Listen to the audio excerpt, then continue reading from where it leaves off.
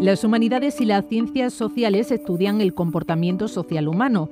A través de disciplinas como la literatura, la sociología o la historia, logran construir la vida en el presente teniendo en cuenta lo que otros pensaron, vivieron y legaron. Nos ayudan a entender lo que somos y nos enseñan que lo que hagamos ahora determinará cómo será la sociedad del futuro. El CSIC cuenta en Andalucía y Extremadura con 4 centros de referencia en la investigación y el estudio de las humanidades y ciencias sociales de gran relevancia por su especialización: Instituto de Estudios Sociales Avanzados, Escuela de Estudios Árabes, Escuela de Estudios Hispanoamericanos y el Instituto de Arqueología de Mérida. El Instituto de Arqueología es un centro mixto del Consejo Superior de Investigaciones Científicas y la Junta de Extremadura, que tiene más de 20 años de vida y que se constituyó en la ciudad de Mérida por las razones obvias, ¿no?, de la riqueza arqueológica de la propia ciudad. Tenemos proyectos que son muy punteros y muy conocidos que nos han permitido desarrollarlos en los últimos años, como son la excavación, ¿no?, del edificio de Casa del Turuñuelo en Guareña, Badajoz, o las intervenciones que se hacen en la propia Mérida o en Medina de las Torres, de época romana, o la visualización de los propios castros de época prerromana que hay en Extremadura y que se están realizando con esos métodos de mínima invasión. El Instituto de Estudios Sociales Avanzados, IESA, es un centro propio del Consejo Superior de Investigación Científica, en concreto del área Sociedad, con sede en Córdoba. Este instituto se propone como objetivo combinar la excelencia científica con el compromiso por contribuir a una mejoría de la realidad social. El sector agrario y la sostenibilidad ambiental, la participación política y ciudadana, las políticas de innovación y el análisis de la dimensión social de la salud son actualmente sus principales ámbitos de trabajo.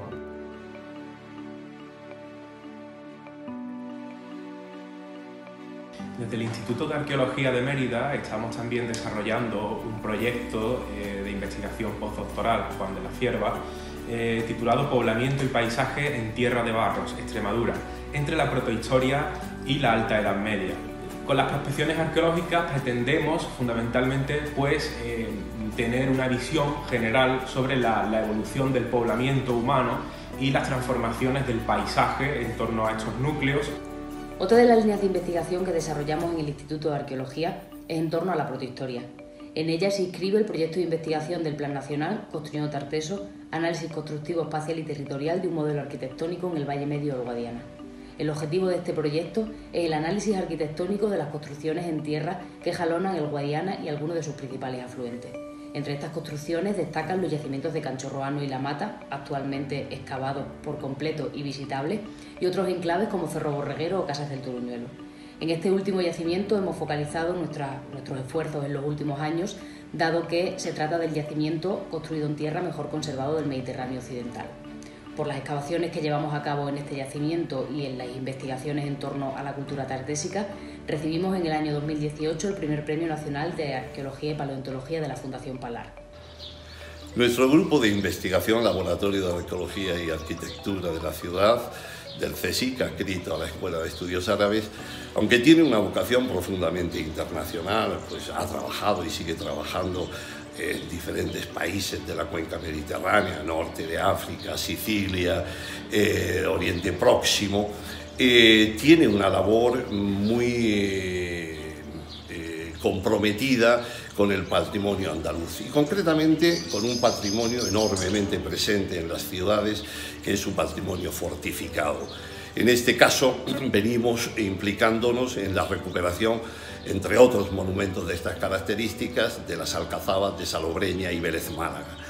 Este patrimonio tan presente en estas ciudades, que de alguna manera es la imagen de esas ciudades en sus cascos históricos, nosotros nos comprometemos de una manera integral por su recuperación, por su estudio, por su investigación, por su excavación y después por su puesta en valor, por hacer que este patrimonio sea un patrimonio que pueda disfrutarlo la ciudadanía, pero que termine haciendo ciudades más habitables, más sostenibles.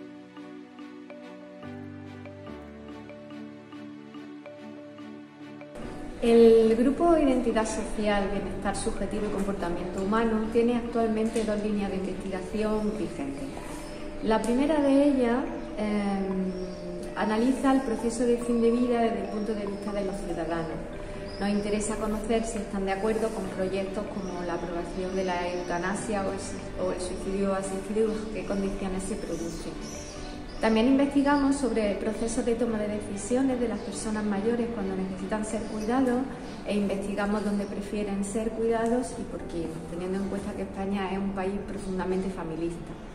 Y la segunda línea de investigación nos hemos centrado actualmente en la dimensión social de la salud y en concreto del dolor. Los proyectos actuales que estamos desarrollando son la legitimidad social del dolor, la percepción del dolor y las 2 últimas entrevistas que hemos hecho este año, que no tienen que ver con el dolor pero que están relacionadas con la pandemia, son la investigación social de los impactos que ha tenido el COVID-19 sobre la ciudadanía española. Analizamos la nueva articulación rural-urbana, los nuevos usos y actores en el territorio, con especial interés en el sector agrario, ya que es un sector estratégico en las políticas de desarrollo territorial. Y hay un segundo eje en el que nos dedicamos a las relaciones ser humano-naturaleza, ser humano-medio ambiente, centrándonos principalmente en lo que son los conflictos de intereses que genera la gestión de los recursos naturales o la protección o las políticas de protección de la naturaleza. Un ejemplo paradigmático de esto último es los estudios que hemos hecho sobre la reintroducción del lince ibérico en la península, analizando la aceptación social de este programa.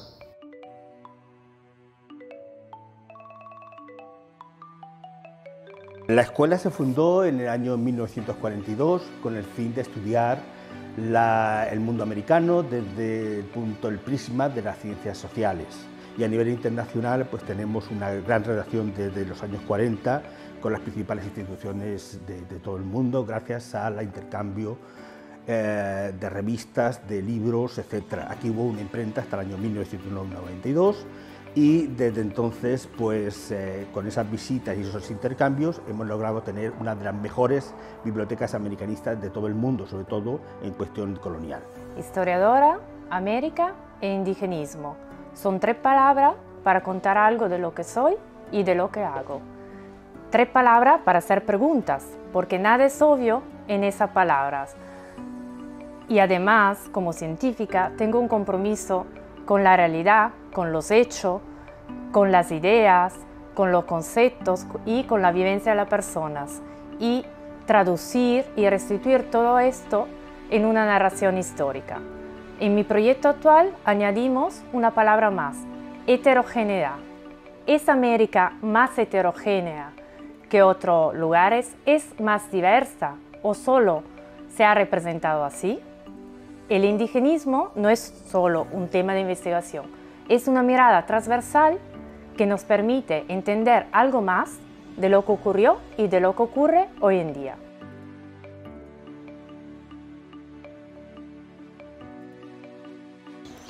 Los documentos arábigo-andaluces de época nazarí nos dan muchísima información sobre la sociedad de ese momento. En los manuscritos árabes también encontramos muchísima información